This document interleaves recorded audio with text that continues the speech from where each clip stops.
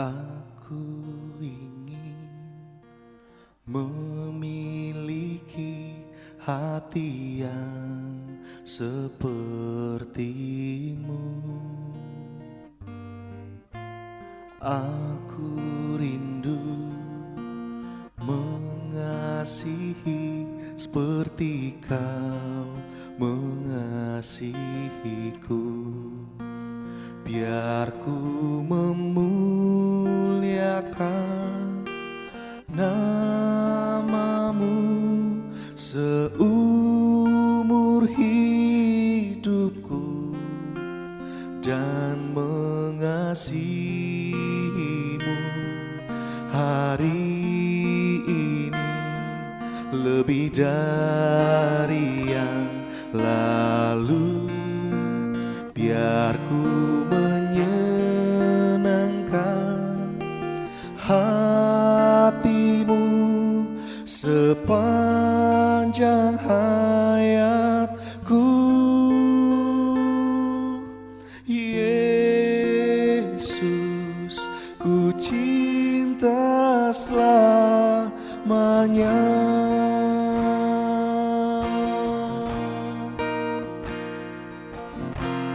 Aku ingin memiliki hati yang sepertimu.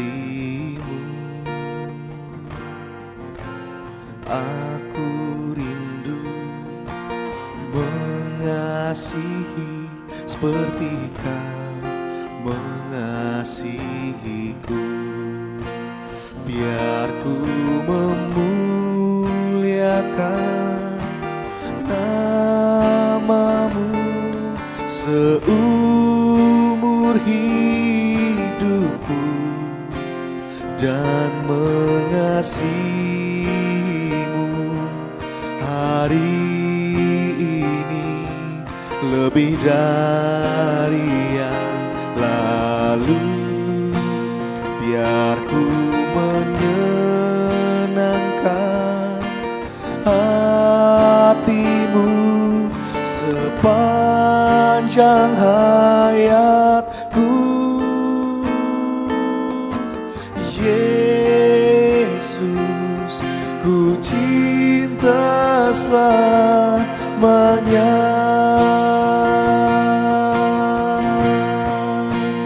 Biar ku memuliakan namamu seumur hidupku dan mengasihimu hari ini lebih dari yang lalu.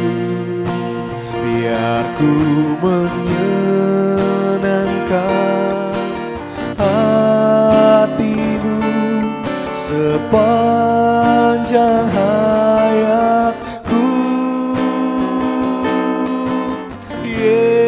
Yesus, ku cinta selamanya.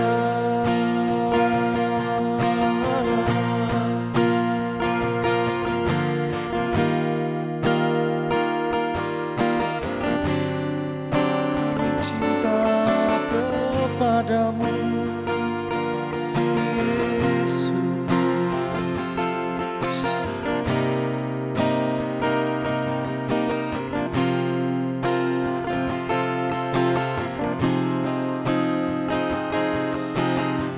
kami mengasihimu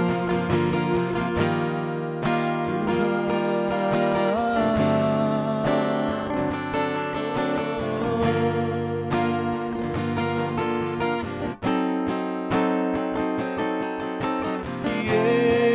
Yesus, ku cinta selamanya.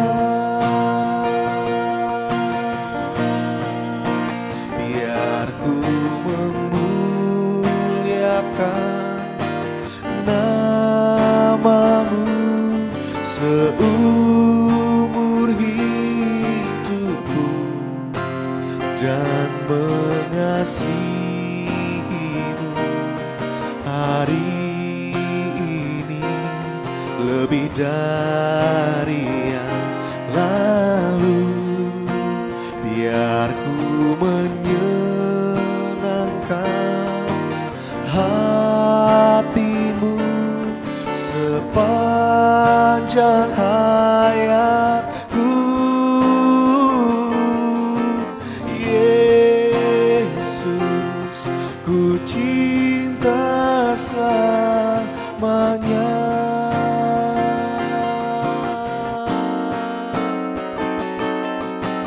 Yesus, ku cinta selamanya.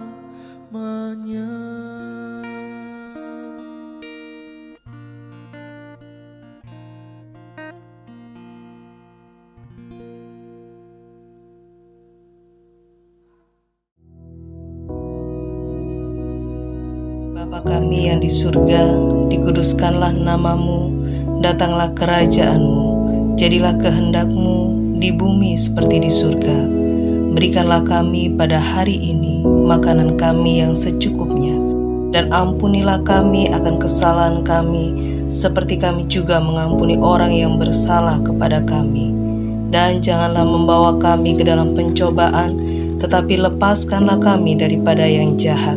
Karena Engkaulah yang empunya kerajaan dan kuasa dan kemuliaan sampai selama-lamanya. Amin.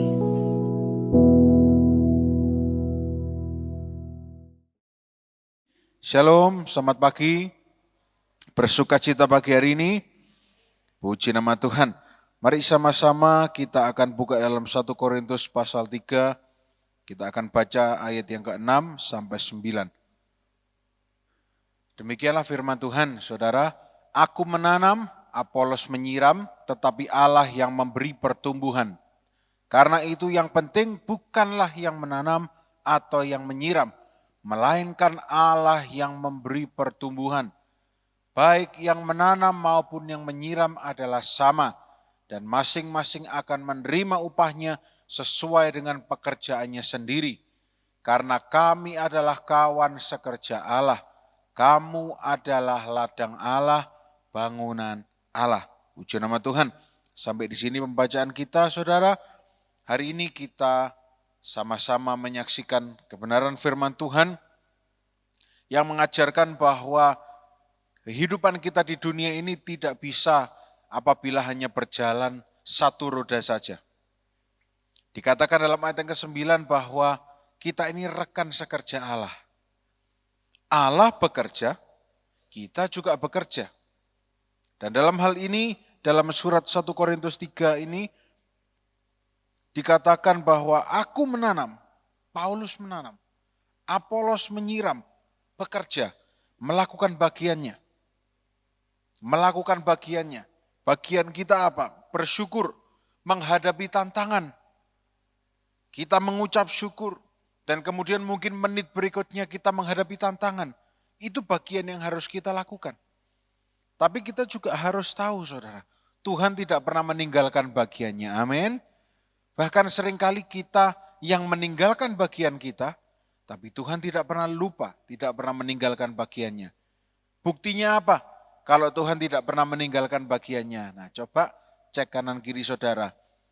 Bernafas enggak kira-kira? Nah, itu dia. Tuhan tidak pernah meninggalkan bagiannya.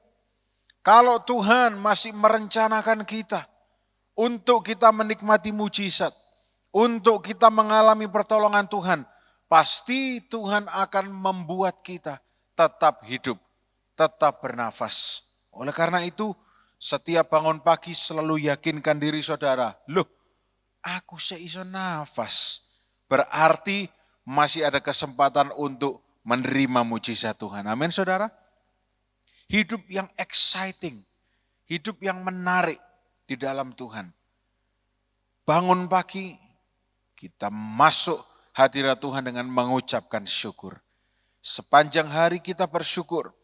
Saudara tidak diharuskan ketika break kerja, misalnya istirahat kerja itu katakanlah 1 jam. Saudara tidak harus 1 jam mengurung diri dalam ruang terkunci, kemudian berdoa jongkok, kemudian nangis darah, gitu enggak. Tuhan tidak minta hal yang seperti itu. Ada break berapa menit saudara mengucap syukur. Terima kasih Tuhan, aku percaya apa yang akan aku hadapi ini ada tangan-Mu di dalamnya. Engkau akan membuat aku berhasil dan beruntung. Nah saudara, hari ini kita belajar bahwa manusia memang bagian kita itu melakukan sesuatu terhadap hal itu. Kalau kita tidak mau bertumbuh, ya tidak ada pertumbuhan dari Yesus dan ke arah Yesus. Tapi ada pertumbuhan ke arah Yesus di mana kita juga harus berpartisipasi di dalamnya. Kita harus ikut serta. Ya. Paulus menanam, Apolos menyiram, tetapi siapa yang memberi pertumbuhan saudara? Ayat ini mengatakan Allah yang memberi pertumbuhan. Jadi ini merupakan sebuah kerjasama yang baik. Allah memberikan pertumbuhan, tapi kalau sudah diberi pertumbuhan, apa yang Apolos dan Paulus lakukan di sini? Menanam, menyiram, melakukan sesuatu. Tuhan memberi pertumbuhan, kita harus bertumbuh. Sudahlah saudara, kalau bertumbuh saya percaya Tuhan akan memberikan hikmat sendiri kepada saudara apa yang harus dilakukan. Misalnya kalau tahun lalu saudara masuk ke warung pecel dan kemudian tiba-tiba pecelnya habis. Wah saudara marah, saudara banting piringnya, apa-apaan ini, balik mejanya. Loh ini kan Alkitabiah, Tuhan Yesus juga membalikkan meja ya gitu kan. Apa-apaan ini pecel habis, bikin lagi, tak tunggu. Nah ini merupakan ciri orang yang tidak dewasa. Belum dewasa di dalam Tuhan, belum bertumbuh, masih kanak children, masih anak-anak, belum dewasa. Tapi saudara, sebaliknya pun ada yang seperti ini. Orang yang kelihatannya dewasa, tapi ternyata gerundelnya disimpan dalam hati. Nah itu juga sebaliknya kita tidak boleh melakukan itu. Amin saudara. Yang memberi pertumbuhan itu Allah. Biar kita terus bertumbuh. Tahun lalu, kalau kita mungkin masih berpikir seperti anak-anak, walaupun mungkin gelar kita adalah profesor doktor, karburator bocor, molor dan sebagainya. Gelarnya banyak, tapi bisa masih tetap seperti anak-anak. Merasa tidak dihargai sedikit, marah misalnya, di sini tidak ada. Merasa dalam pekerjaannya, dalam kantor, loh kok orang itu yang dipromosikan, saya ndak pilih kasih. Nah ini dia. Saudara kita harus tahu. Nah kenapa kok saya berkata demikian? Kenapa firman Tuhan mengatakan demikian? Kita akan belajar sesuatu di sini. Coba kita lihat ayat yang ke-7. Karena itu yang penting, baca sama-sama saudara, 1, 2, 3. Karena itu yang penting bukanlah yang melainkan bukan Paulus atau Apolos. Bukan saya, bukan saudara, bukan kita yang melakukan bagian kita, bukan itu yang penting. Tapi yang penting Dia, Allah yang melakukan bagiannya untuk kita. Amin saudara. Mari katakan bersama saya, terima kasih Tuhan Yesus. Yang paling penting bukanlah saya, tetapi Engkau yang memberikan pertumbuhan dalam hidup saya. Amin saudara. Yang penting bukan kita. Kita memang harus bertumbuh, tapi itu tidak penting. Karena pertumbuhan kita itu cuma mengikuti apa yang Tuhan mau. Apa yang Tuhan mau. Bukan apa yang kita mau. Kita bertumbuh ke arah Tuhan. Bukan Tuhan yang bertumbuh. Bukan Tuhan yang memberikan pertumbuhan kemudian kita diberi keleluasaan bertumbuh kemanapun. Enggak. Kita bertumbuh ke arah Tuhan. Berarti kalau pertumbuhan itu ke arah Tuhan, kalau kita bertumbuhnya ke arah lain, kita tidak sedang bertumbuh saudara. Kita sedang menjadi sesuatu yang dinamakan parasit. Yang dimana suatu hari itu akan dipotong, dibersihkan, karena tidak berguna. Kembali lagi ke ayat 7. Karena itu yang penting bukanlah yang menanam atau yang menyiram, melainkan Allah yang memberi pertumbuhan. Ayat 8. Baik yang menanam maupun yang menyiram adalah sama, dan masing-masing akan menerima upahnya sesuai dengan pekerjaannya sendiri. Nah, di ayat 8 ini kita belajar, memang kita mempunyai peranan atas hidup kita sendiri. Kita melakukan bagian kita, karena apa? Kita akan menerima upah. Tetapi saudara, bukan diri kita saja yang bekerja. Kita harus mengakui bahwa dalam segala sesuatu ada sebuah pribadi yang lebih besar dari segalanya yang akan membawa sesuatu yang lebih besar dalam kehidupan kita. Amin saudara. Ayat yang ke-9. Karena kami adalah kawan sekerja Allah, kamu adalah ladang Allah, bangunan Allah. Kita ini proyeknya Allah. Mari katakan proyeknya Allah. Dan saya percaya kalau Allah punya proyek, rekanan sekerja Allah itu orang-orang yang luar biasa. Allah adalah seorang developer yang luar biasa. Dia adalah arsitek yang luar biasa, insinyur yang luar biasa. Kita akan dibangun, kita akan menjadi manusia yang lebih baik. Kalau kita bertumbuh ke arah Tuhan, bertumbuh ke arah Allah, kita akan dibangun menjadi seorang pribadi yang lebih baik lagi. Nah, saya ingin ajak saudara sekarang melompat untuk melihat beberapa ayat firman Tuhan. Coba kita turun ayat yang ke-19.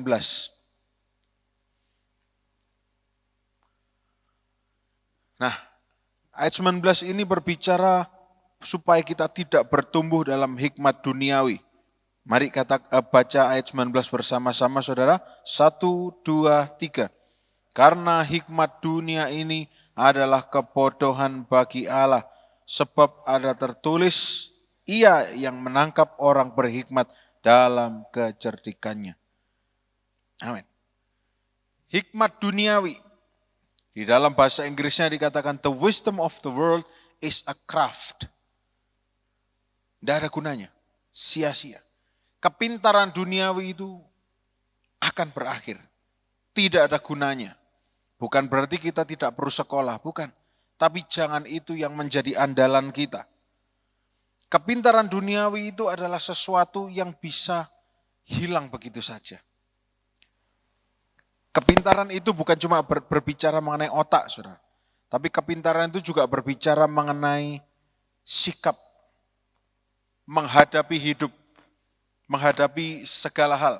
Itu kepintaran duniawi. Dan Alkitab mengajarkan bahwa akan ada umurnya. Jadi saudara, kita hidup di dunia ini bukan untuk sok pintar-pintaran. Semakin pintar, semakin wah ini aku. Enggak. Justru saudara lihat, di zaman dulu siapa yang menyalibkan Tuhan Yesus? Orang pintar yang menyalibkan Tuhan Yesus. Ahli Taurat, orang Farisi. Mereka yang menyalibkan Tuhan Yesus karena mereka pikir dengan kepintaran mereka, oh ini bukan Tuhan, ini sesat. Nah, oleh karena itu kepintaran dunia itu sia-sia. Maksudnya apa? Saudara, kepintaran dunia bukan hanya berbicara mengenai gelar, bukan hanya berbicara mengenai pengalaman hidup, tetapi apa yang kita tangkap dari dunia yang menjadi pedoman kita secara duniawi, itu sia-sia. Misalnya kita mengikuti sebuah berita, kemudian kita resapi berita itu, kita menjadi pengamat tertentu, ekonomi kah atau apa. Hati-hati, kalau itu yang sedang masuk dalam hidup kita, kita sudah menjadi serupa dengan dunia.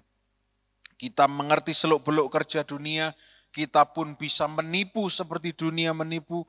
Kita bisa melakukan politik, bukan politik itu, tapi politik dalam artian yang lain. Semua orang kita politiki gitu saudara ya.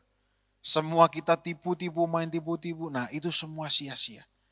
Kalau tidak gitu saya tidak bisa berhasil. Nah oleh karena itu mari kita baca ayat yang ke-19 berikutnya. Dikatakan apa? Dan di tempat lain Tuhan mengetahui rancangan-rancangan orang berhikmat. Sesungguhnya semuanya sia-sia belaka. Nah maksudnya dan di tempat lain ini, ayat ini dikutip dari Mazmur 94 ayat 11. Begitu saudara. Di Mazmur itu dikatakan Tuhan mengetahui rancangan-rancangan orang berhikmat.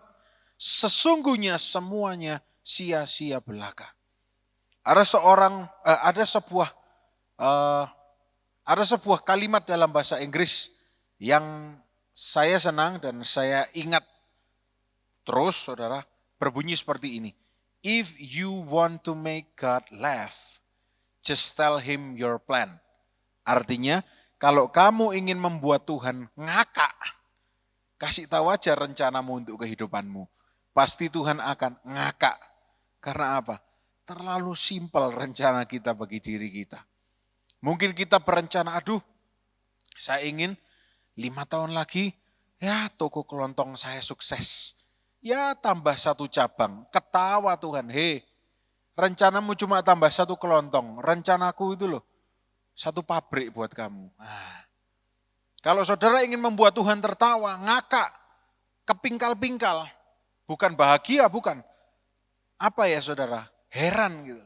Kasih tahu aja rencana saudara untuk Tuhan. Tuhan, aku pengen Tuhan ya paling enggak gajiku dinaikkan ya 50%. Tuhan ketawa, rencanaku untukmu itu bukan cuma kenaikan gaji 50%, tapi berlipat-lipat kali ganda.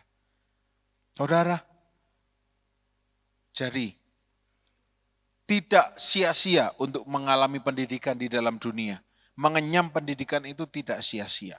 Tetapi yang sia-sia adalah mengejar hikmat duniawi. Dalam artian yang lain menjadi sama seperti dunia ini. Karena apa? Kembali lagi di ayat yang ke-6 sampai 9 tadi. Kita memang melakukan andil, kita punya andil atas hidup kita.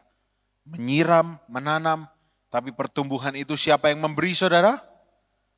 Allah Tuhan kita. Ya, Dia yang memberi pertumbuhan. Nah, saudara masih ingat kita belajar dalam Markus pasal 4. Tidak usah dibuka sekarang, saya akan bacakan. Beginilah hal kerajaan itu seumpama orang yang menaburkan benih di tanah, lalu pada malam hari ia tidur dan pada siang hari ia bangun dan benih itu mengeluarkan tunas dan tunas itu makin tinggi. Bagaimana terjadinya tidak diketahui orang itu. Bagaimana terjadinya pertumbuhan yang Tuhan berikan tidak diketahui. Unknown to man. Rahasia. Bukan berarti Tuhan tidak mau menyingkapkannya pada kita, enggak. Tapi karena mungkin itu terlalu sulit untuk kita pahami. Loh bagaimana mungkin bisa dipahami loh. Orang bangkrut total tiba-tiba besoknya Tuhan pulihkan luar biasa. Tidak ada yang bisa memahami. Tapi itulah cara kerja Tuhan saya dan Tuhan saudara. Amin. Saudara percaya? Yang percaya katakan amin.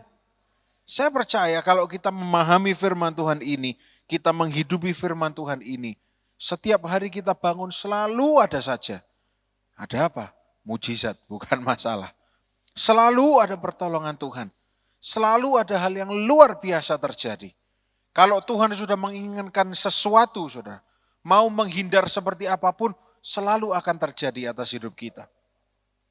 Contohnya singkat saja, beberapa minggu yang lalu kami merencanakan untuk, karena Sifra akan segera kuliah, jadi harus mempersiapkan segala sesuatu.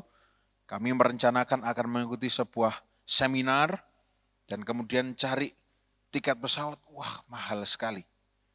Dan kemudian tiba-tiba di sebuah mall di Surabaya ada travel fair. Wah, hari pertama travel fair kebetulan saya mengajar di Surabaya, saya datang. Waduh ramenya minta ampun, saya enggak tanya-tanya. Akhirnya baru sempat hari terakhir. Ketika kami tiba di hari terakhir, agak sepi, mulai tanya-tanya harga tiket begini dan sebagainya. Waduh, maaf Pak, tanggal yang Bapak inginkan tidak ada.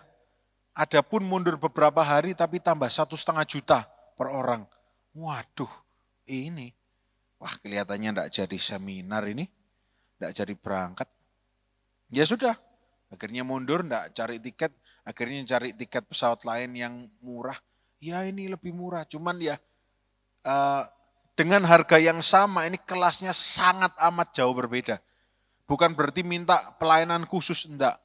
Loh saudara kalau mencari sesuatu pasti yang terbaik, betul? Betul. Oke, selesai. Habis travel fair-nya. Kemudian minggu depan saya kembali lagi ke Surabaya untuk mengajar dan setelah itu, enggak cuma mengajar saja sama teman-teman yang lain juga olahraga, nge-gym. di Surabaya. Setelah nge-gym tentunya perut kosong, lapar, makan saudara. Jalan-jalan ke tempat yang sama. Loh, masuk ke tempat yang sama, beda travel fair, tapi tulisannya sama. Pergi ke tempat ini, diskon tertentu. Dalam hati saya bilang, oh memang disuruh berangkat sama Tuhan kalau gitu ya kan. Harga tiketnya dapat yang lebih baik lagi. Tapi saya tidak cari di sana, saya sengaja agak nekat saudara. Saya tidak cari di sana dan kemudian saya cari tiketnya di aplikasi di handphone. Yang biasanya saya tahu, harga tiket dari pesawat ini harganya itu belasan sampai puluhan juta per orang. Kemarin saya intip, loh PP cuma segini. Lebih dari separuhnya dari harga normal sekali berangkat. Langsung saya bilang, wah gimana? Jadi berangkat, wes beli. Sudah beli tiket semua. Saudara, kita tidak tahu apa yang Tuhan sanggup untuk lakukan bagi hidup kita. Amin saudara. Seperti yang saya selalu beritakan, saya akan selalu bersaksi meskipun hal itu mungkin kecil bagi saudara. Tapi justru hal yang kecil itu menunjukkan bahwa Dia Allah yang bekerja bagi kita semua. Amin saudara. Tidak ada yang mustahil bagi Tuhan. Loh kok lemas saudara? Amin. Amin saudara. Lihat kalau kita terus percaya, kita terus bertumbuh. Alkitab mengatakan, oh Tuhan akan memberikan perkara-perkara yang luar biasa dalam hidup kita. Saudara, sekali lagi kita lihat tadi di dalam Alkitab bahwa justru hikmat duniawi itu membuat kita ini mati rasa. Maksudnya apa? Kalau kita sudah punya hikmat duniawi dan tiba-tiba kita melihat suatu perkara yang luar biasa, kita sudah kebal. Karena apa? Sudah tahu. Tapi kalau kita tidak mencelupkan diri dalam hikmat duniawi, tapi kita menantikan Allah dan perkara-perkaranya, kita akan dibuat terkejut oleh Tuhan. Seperti saudara yang akan menerima kejutan dari Allah. Hari ini, besok lusa, pasti akan terjadi perkara yang luar biasa. Ayat yang terakhir pagi hari ini, kita buka dalam Galatia pasal 3 ayat 11.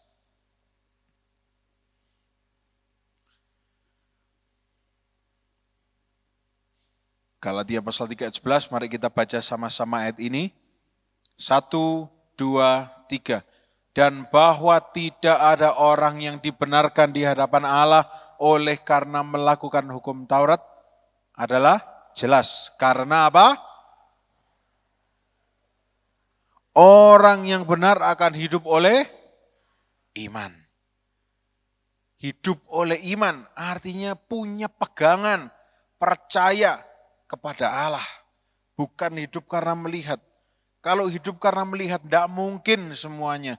Tidak cukup uangnya, tidak cukup materinya, kurang pintar untuk bisa dipakai Tuhan dan sebagainya. Itu kalau hidup pakai otak kita sendiri. Tapi kalau hidup oleh karena iman, sebaliknya. Loh, siapa saya kok Tuhan bisa angkat? Loh, dulu background saya seperti ini kok sekarang saya bisa melayani. Itu hidup karena iman. Pagi hari ini pastikan saudara menghadapi kehidupan ini oleh iman. Amin saudara. 2 Korintus 5 ayat 7 mengatakan apa? Sebab hidup kami ini adalah hidup karena percaya, bukan karena melihat. Pagi hari ini apa yang sedang saudara lihat, jangan dibawa pikiran. Tapi hidup hanya karena percaya saja. Mungkin apa yang sedang saudara dengarkan di dunia hari-hari ini membuat saudara imannya mati. Jangan didengarkan. Hidup dengar apa kata Tuhan saja. Amin saudara. Mari sama-sama kita bangkit berdiri. Oh terima kasih Tuhan Yesus. Mari kita bersyukur pada Tuhan. Saya mengajak saudara untuk mengucap syukur. Untuk mengawali hari kita. Supaya Tuhan berkarya lebih lagi dalam hidup kita. Mari ambil waktu sejenak untuk mengucap syukur kepada Tuhan. Terima kasih Tuhan untuk hari ini. Terima kasih untuk nafas yang Kau berikan pada kami. Terima kasih untuk mujizat yang akan terjadi dalam hidup kami. Terima kasih untuk perkara-perkara yang belum kami lihat, tetapi Engkau sudah persiapkan untuk kehidupan kami. Kami mengucap syukur Tuhan. Kami menghadapi hari kami dengan penuh pengucapan syukur Tuhan. Terima kasih Yesus.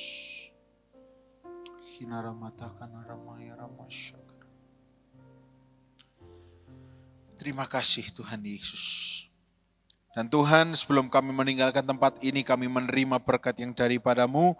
Kami percaya bahwa sepanjang hari ini kami semua sehat, kami diberkati, kami dibungkus dengan darah Yesus. Apa saja yang kami lakukan berhasil, beruntung, dan kami terus bertumbuh ke arah Tuhan. Tuhan, kami bersyukur karena Engkau Allah yang sangat baik. Di dalam nama Tuhan Yesus Kristus, mari kita semua yang percaya sama-sama katakan,